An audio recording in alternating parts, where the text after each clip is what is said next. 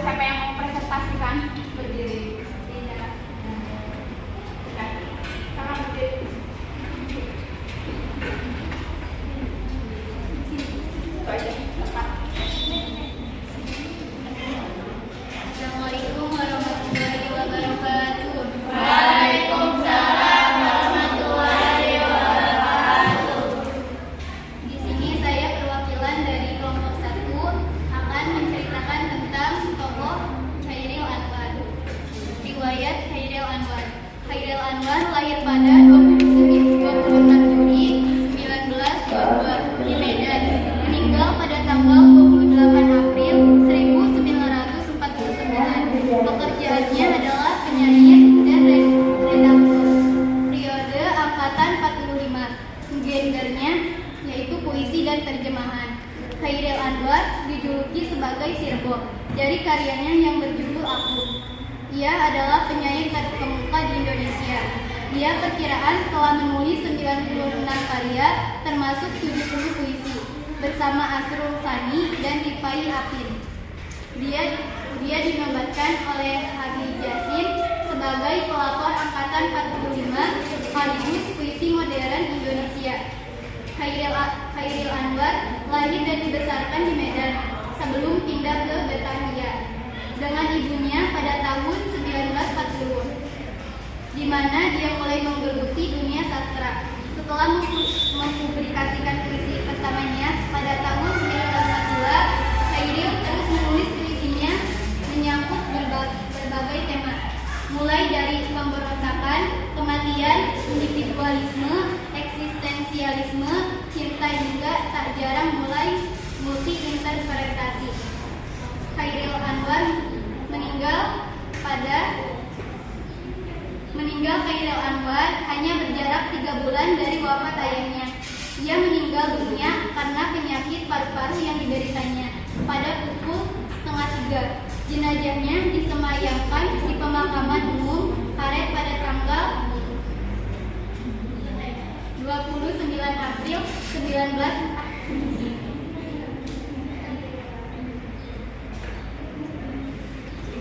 Yang kedua yaitu karya dan puisi Chairil Anwar. Yang pertama Aku pada Maret 1943, Tak Sepadan Februari 1943, Taman Maret 1943, Pelarian Februari 1943, Selamat Tinggal. Chairil Anwar menulis 75 puisi, 7 prosa, dan 3 koleksi buku. Ia juga menerjemahkan 10 puisi dan 4 prosa. Yang ketiga, jasa Chairil Anwar. Selain dinobatkan sebagai pelapor angkatan 45 melalui sajak-sajaknya, ia memberikan sumbangan lain terhadap penggunaan bahasa Indonesia. Yang keempat, keunikan Chairil Anwar. Keunikan atau fakta menarik dari Chairil Anwar adalah yang pertama, menjadikan Eva Wani sebagai saksi hidup. Yang kedua, bisa meramal masa depannya. Yang ketiga, mampu menguasai 4 bahasa meskipun lulusan SD. Yang selanjutnya, kejelasan sajak Aku. Dan yang terakhir, gemar melakukan perubahan pada puisinya. Sekian dari kelompok 1. Wassalamualaikum warahmatullahi wabarakatuh. Waalaikumsalam warahmatullahi wabarakatuh. Terus selanjutnya kelompok 2, siapa yang membacanya?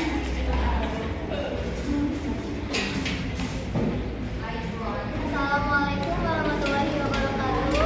Waalaikumsalam warahmatullahi wabarakatuh. Perkenalkan, nama saya Fitra Lakaini. Di sini saya akan mewakilkan dari kelompok 2, tokoh Chairil Anwar.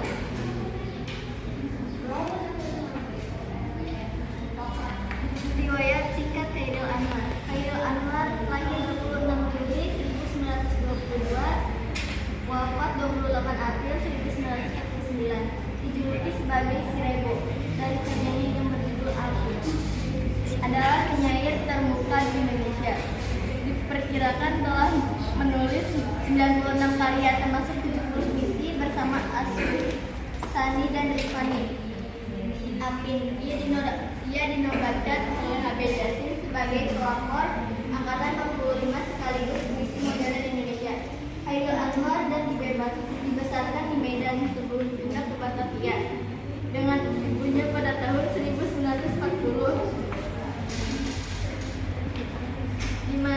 mulai mengetahui dunia sastra. Karya Hairil Anwar. Aku, Selamat Tinggal. Pelarian, Sia-sia, Tas Sepadan, Nisan, Hukum, Rumahku, Taman, Sendiri. Jasa Hairil Anwar memiliki jasa yang sangat besar dalam perkembangan karya sastra Indonesia. Ia bahkan ditetapkan sebagai pelopor angkatan 45 dalam sastra jasa-jasanya. Sebagai pembaharu, sastra utamanya dalam puisi banyak dipuji dan diagungkan orang. Gaya sajak Hairil Anwar membuktikan bahwa Indonesia sangat matang sebagai sebuah bahasa sastra. Keunikan Hairil Anwar menjadikan Eva Wani sebagai saksi hidup, bisa meramai masa depan, mampu kuasai 4 bahasa meskipun lulusan SD. Kejelasan sajak aku suka mencuri buku filsafat, gemar melakukan perubahan pada puisinya. Peraturan tata bahasa tidak tertinggi. Sekian presentasi dari kami. Selanjutnya kelompok 3. Assalamualaikum warahmatullahi wabarakatuh. Saya perwakilan dari kelompok 3 akan mempresentasikan karya Hairil Anwar.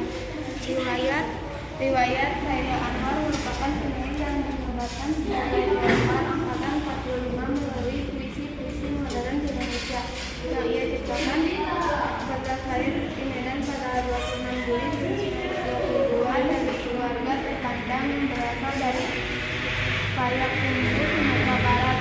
Hairil Anwar meninggal di rumah sakit Sejajet RS Ciptomangunkusumo pada tanggal 28 April 1949. Keesokan harinya ia dimakamkan di makam Karet Device. Karya Hairil Anwar yaitu Aku, Selamat Tinggal, Nisan, Pelarian, Sia-sia, Suara Malam, Tak Sepadan, Hukum, Rumahku, Taman. Salah satu jasa dari Hairil Anwar adalah ia membebaskan ejaan bahasa Indonesia dari aturan lama yang mengekang tahun ejaan Pankusien yang membuka kemungkinan sebagai alat ucap yang lebih mendekati sempurna. Keunikan Hairil Anwar yaitu bisa meramal masa depan, mampu menguasai 4 bahasa meskipun lulusan SD, suka mencari buku filsafat, peraturan tata bahasa tidak penting baginya, pernah melakukan kajian untuk mengembangkan dirinya sendiri. Sekian presentasi dari kelompok 3. Waalaikumsalam. Selanjutnya kelompok 4. Karya Hans Baghujasin, SS, MA, PH. Assalamualaikum warahmatullahi wabarakatuh. Waalaikumsalam warahmatullahi wabarakatuh. Saya Anja Putriana, perwakilan dari kelompok 4 akan menceritakan tentang Hans Baghujasin.